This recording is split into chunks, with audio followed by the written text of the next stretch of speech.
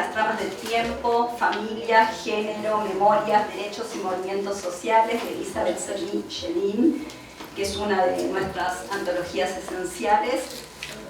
La va a presentar Guido Ciurano. Estamos muy contentos, Chevy, de volver a tenerte acá, y también les queremos comentar que todos los libros que estamos lanzando están también, además de encontrarlos impresos, están en acceso libre, abierto y restricto, que es algo que no mencionamos, en nuestra librería latinoamericana de Claxo, y que los pueden descargar en cualquier dispositivo, en cualquier lugar donde estén, ¿no es cierto? Voy a hacer una mini presentación de Chevy. Bueno, es una socióloga, investigadora social argentina que trabaja temas como derechos humanos, las memorias de represión política, ciudadanía, género, familia y movimientos sociales. Realizó su licenciatura en Sociología en la Universidad de Buenos Aires y tiene una carrera internacional larguísima. Podríamos leer varias páginas de currículum, pero lo último que queremos decir es que esta semana la Universidad de Mar del Plata le otorgó el doctorado honoris causa, así que la queremos felicitar y agradecemos nuevamente que estés acá. Y Guido participó con nosotros también en la antología durante toda la pandemia. Veníamos recordando que nos vimos muchas veces por Zoom, por WhatsApp, llamadas, y finalmente después de un montón de tiempo nos estamos conociendo. Guido es politólogo y doctorando en ciencias sociales, es consultor. Doctor ya. Ya es doctor. Felicitaciones. Bueno, y también trabaja en el IDES junto a Elizabeth, así que bueno, hoy la va a presentar, es uno de sus discípulos, y bueno, bienvenido, Guido. Muchas gracias.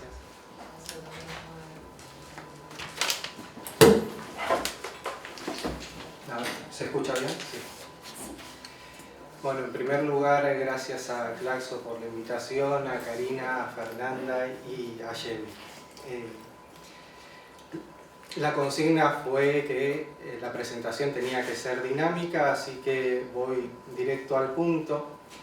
La presentación de este libro no puede ser otra cosa sino una recomendación enfática de lectura.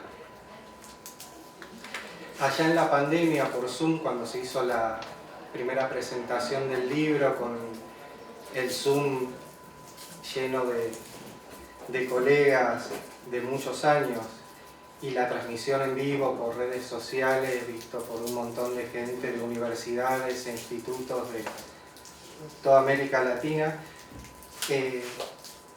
ensayamos un ejercicio, hicimos algo que fue pedirle a una serie de investigadores, que fueron alrededor de 20, que contaran algo sobre qué les parecía el lanzamiento de la antología. Entre esos investigadores había personas de distintas generaciones, de entre 37, 38 años y 65, de distintas partes de América Latina, con distintos niveles de consagración y trayectorias y de distintas disciplinas. Había sociólogos, sociólogas, gente de la antropología, gente de la crítica literaria, historiadores, y todos coincidieron en señalar lo necesario del aporte de la antología. Lo interesante, lo particular del libro, me parece, y por lo cual uno puede recomendar la lectura, es que es un aporte a las ciencias sociales en su conjunto. No es un aporte disciplinar. Y parte de apreciar la complejidad de los problemas sociales en cada uno de los temas específicos de investigación que fue abordando Chevy a lo largo de su trayectoria, desde los 60. Los aportes en términos temáticos son múltiples y por la cantidad de tiempo que tenemos no tiene sentido que los reseñe. Sí puedo mencionar quizás al pasar que hizo estudios pioneros sobre temas de trabajo, familia, derechos humanos, ciudadanía y memorias. Todos estos temas fueron trabajados con aportes metodológicos también, en el plano metodológico. Por ejemplo, en los años 60 con el uso de historias de vida procesadas con computadoras, estamos hablando de la década del 60, donde tuvo que trabajar mucho con el programador del equipo para para poder llevarlo adelante en una investigación que tuvo sus corolarios y se fue replicando después en distintos lugares. Otro aporte fundamental es el uso de la imagen en la investigación social, no como reflejo, sino como herramienta para que los sujetos digan algo a propósito de sus propias vidas. Esto de acá es de un libro de los años 80 que se reeditó recientemente y que ahora justamente hay una feria en el Museo Nacional de Bellas Artes con las fotografías que Alicia D'Amico hizo para el proyecto de investigación. Otro aporte fundamental en esta lógica de ver los problemas sociales en su complejidad fue incorporar de manera transversal la dimensión de género en todas sus investigaciones desde los años 60, cosa que ahora parece un sentido común, pero seguramente en su momento tenía muy poco de sentido común y contribuyó a la configuración del campo académico tal como lo conocemos hoy. Y además de esto, como menciona el título, la incorporación y transversalización de las dimensiones del tiempo y las distintas escalas de espacio que están inscritas en cada uno de los fenómenos sociales que analizamos. Por poner casos, ejemplos mínimos, las historias de vida que trabajó en los 60 ponían en relación el tiempo histórico con el tiempo biográfico de las personas para comprender las transformaciones en la estructura ocupacional. Y ahora, para traer otro caso extremo, un trabajo más reciente de 2009 que aparece en la compilación, muestra cómo puede pensarse el problema de los flujos migratorios entre Europa de la Segunda Guerra Mundial y Argentina, a partir de un estudio de caso absolutamente situado en El Dorado, Misiones, trabajado con cartas, pero también con otros materiales de archivo. La antología tan necesaria, esa fue la palabra más repetida por las y los colegas invitados a participar del video en la presentación inicial del libro, tiene algo de documento histórico, y ese es un aspecto que me interesa remarcar. Permite apreciar de algún modo la construcción de la agenda de las ciencias sociales en la región en muchos temas. Y que esto sea así no es casual y tiene que ver con la biografía personal e intelectual de Chevy. Solo para recordar algunos datos que resultan interesantes y suman al contexto. Chevy es la tercera egresada de la carrera de Sociología de la Universidad de Buenos Aires y la primera mujer egresada de la carrera de Sociología. Se recibió después de 3 años y un año antes aparte por haber terminado el colegio rindiendo libre.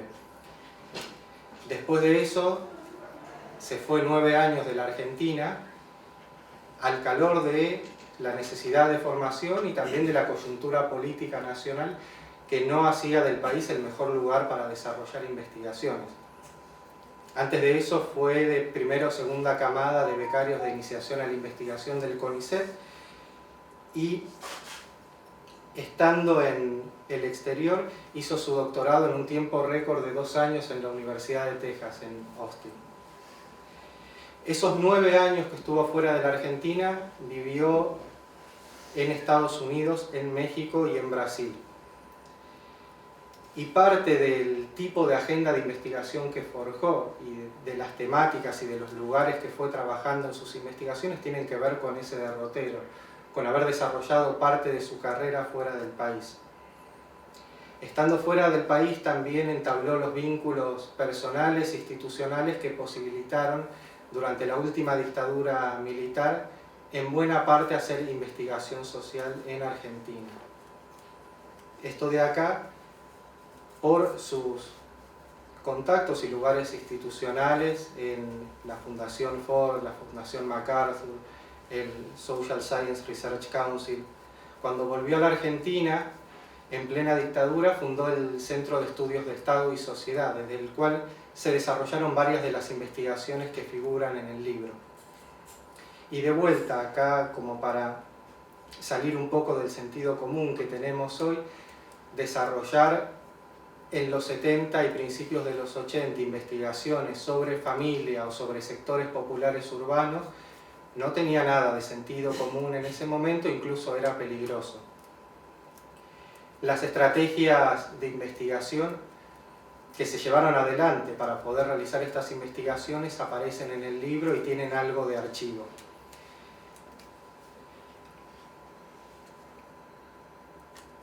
Bueno, más recientemente fue desarrollando y retomando temas de investigación que parecían por momentos caerse de la agenda, y mientras tanto, estando en Argentina, formó a más de 100 investigadores y becarios, lo cual también contribuye significativamente a la conformación de campos de investigación.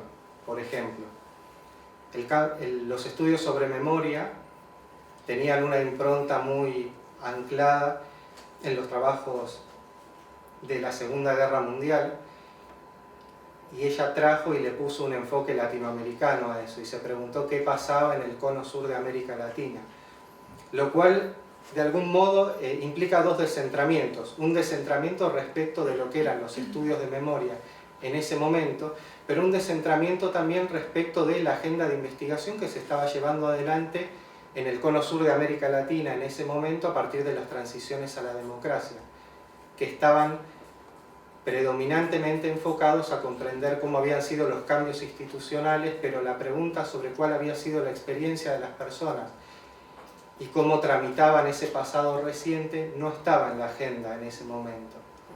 Y fue a partir de la conformación de redes y de equipos de investigación que se desarrolló este campo en el cono sur de América Latina y que tiene corolarios hasta nuestros días. Y me interesa, como para seguir el diálogo, formularle 3 preguntas. Una que tiene que ver con el pasado, que es mirando largo para atrás, otra que tiene que ver con los últimos 20 años y otra que tiene que ver con mirar de aquí hacia el futuro. La primera, la que tiene que ver con el pasado y con la trayectoria en general, es cómo ve desde el día de hoy la transversalización de los temas de género en la agenda de las ciencias sociales. ¿Qué reflexiones tiene a propósito de eso? Y del proceso que converge en esa transversalización. La que tiene que ver con los últimos 20 años es cómo pensás la vuelta a las desigualdades. Estoy pensando en el proyecto de los 2000. Y la que tiene que ver de aquí al futuro, pero también con investigaciones pasadas, es cuál crees que tiene que ser el lugar de los estudios de familia en la agenda de los próximos años de las ciencias sociales. Wow, sí, wow.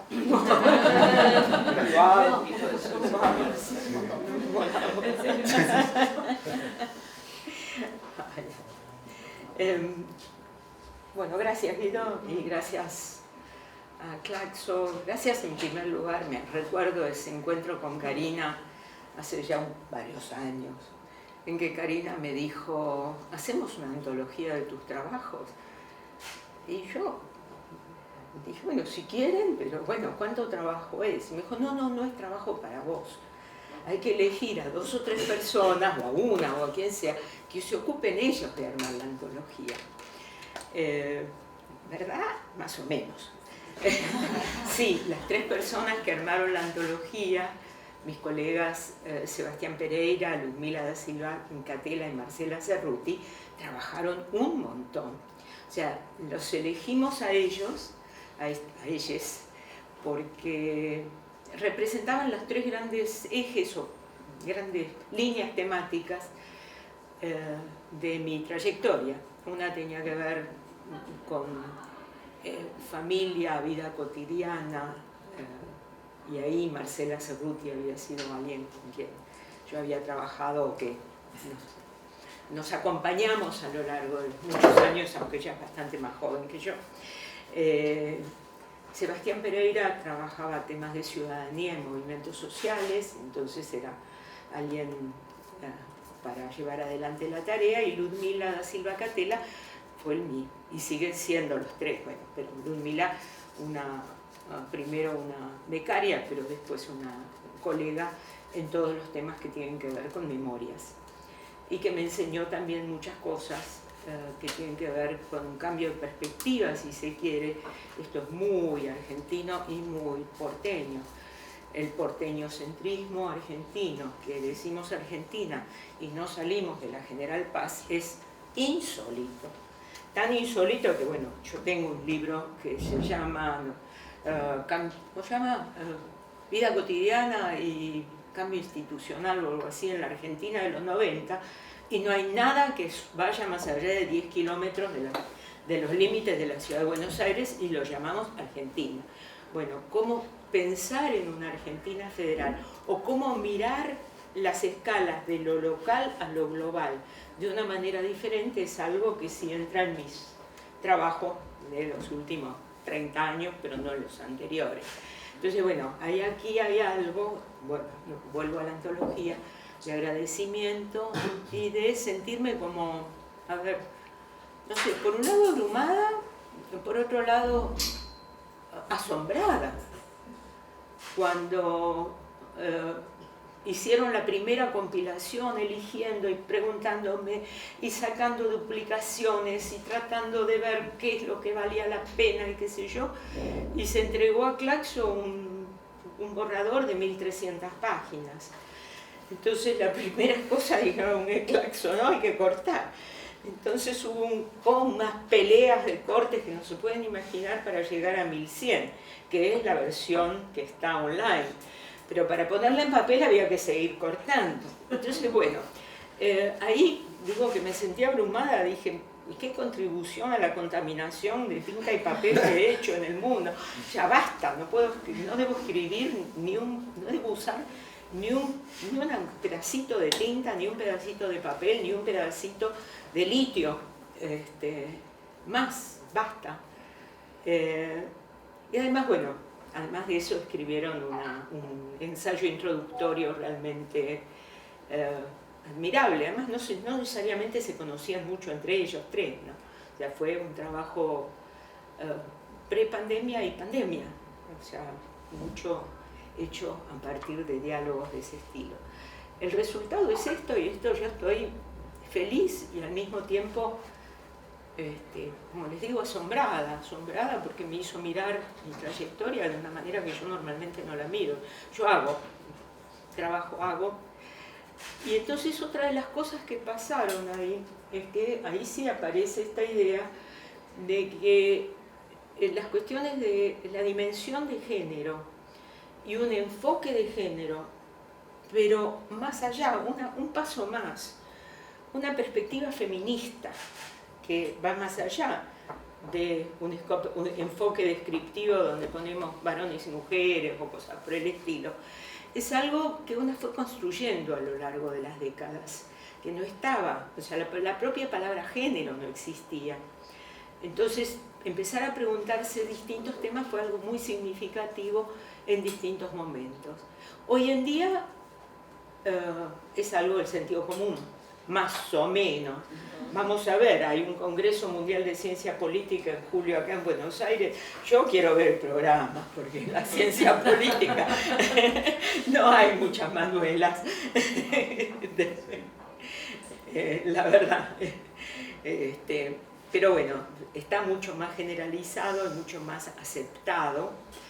Pero a mí me parece que aquí hay una característica latinoamericana muy importante, y es que los temas del mundo académico, las investigaciones que se llevan adelante en el mundo académico, no están en una torre de marfil, no es la universidad o el centro de investigaciones cerrado sobre sí mismo, sino que en general los temas y los empujones para llevar adelante investigación vienen de los movimientos sociales, vienen de los problemas prácticos de la vida y de los problemas que se traen al mundo académico desde los escenarios sociales y políticos de la región. Esto no pasa en muchos lugares del mundo, donde el mundo académico gira mucho más encerrado sobre sí mismo, y lo que hay que contribuir es a una bibliografía que sea que avance sobre el estado del arte anterior, sin importar mucho qué es lo que eso tiene que ver con la realidad. Para mí la investigación social comprometida, la investigación social en realidad comprometida, pero comprometida con un criterio de rigor, de rigurosidad, y no con un criterio de propaganda. O sea, hay un tipo de investigación social que es la que dice, voy a juntar los datos para demostrar lo que yo ya sé. Para mí eso no es investigación. En investigación hay misterio, no sabemos con lo que nos vamos a encontrar, y muchísimas veces eso con lo que nos encontramos va en contra de nuestras propias creencias, va en contra de aquello que nos gusta. Pero bueno, si realmente estamos comprometidos y comprometidas con la realidad, significa aceptar el desafío de que la realidad va para un lado que a nosotras no necesariamente nos gusta. No respondí a tus preguntas, no sé si puedo seguir hablando un poquito, me dicen cuando paro, fíjate, sí. El tema de desigualdades es un tema permanente en las ciencias sociales latinoamericanas. Se dice que las sociedades latinoamericanas son las más desiguales del mundo, se decía y se siguió diciendo. La desigualdad ahí es una medición con coeficiente Gini, alguna cosa de esas, desigualdad de ingresos, y la preocupación sobre la relación entre las desigualdades de clase y las otras desigualdades que no necesariamente deberían, lógicamente son desigualdades, porque no hay nada en la relación ideal de género que implique desigualdad. La desigualdad es una construcción, la desigualdad de género es una construcción histórica que se da a lo largo del tiempo, que tiene que ver con mecanismos de dominación y de poder, al igual que las relaciones con los pueblos originarios o las relaciones interétnicas. Entonces, estas no son desigualdades naturales, son históricas y construidas. Entonces, como todo esto se fue perdiendo, especialmente en las décadas de predominio neoliberal, hubo que hacer un esfuerzo de retomar y de replantear los temas vinculados con las múltiples desigualdades, al mismo tiempo que mostrar o trabajar sobre las desigualdades en distintas escalas. Si ustedes me dicen cuáles son las chances de vida de una persona en el mundo, no tiene que ver tanto con si es de población originaria o de clase media urbana en la Argentina o en Brasil, o afrodescendiente en Brasil. Las desigualdades más notorias en términos de expectativas de vida en este momento son entre si te tocó nacer en Suecia o te tocó nacer en Sudán. O sea, es una desigualdad mundial y global. Entonces, ¿cómo incorporar ese nivel de desigualdades en nuestros análisis situados, localizados,